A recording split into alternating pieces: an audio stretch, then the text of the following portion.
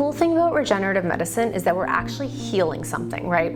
So people always ask, well, how long is this gonna last? And we kind of have to switch our thinking, right? This isn't like a medication or a drug where it's got a certain time of action. The healing that you get is yours to keep, pending your body's own natural progression of degeneration and aging, or pending you don't go ahead and re-injure it.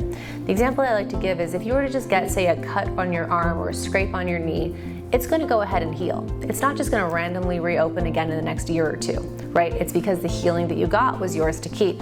Same thing whenever we do something regenerative. Unfortunately, the insurance-based medical model isn't always working in the best interest of the patient, and we see that just on a daily basis from the simple idea that if a doctor prescribes a medication, sometimes there has to be hours of work going into a pre-authorization to determine that yes, the doctor did in fact say that you need this medication, which is silly, right?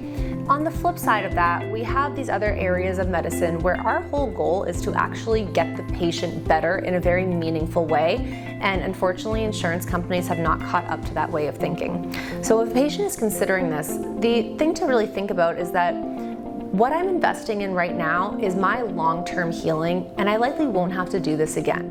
But when you talk about the value of playing with your grandkids, going hiking with your family, going on that vacation and being without pain, it's actually even hard to put a dollar value on that, which means this therapy is so valuable and therefore so powerful.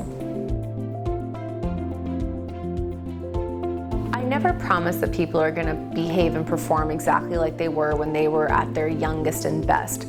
What I love to promise people is that, okay, based on what we discuss in our meeting and what your goals are for your function, do I reasonably think that we can get you there, right? If you are an 80-year-old grandma and your goal is to play with your grandchildren, I want to be able to get you that, and do I think that's reasonable? Yes.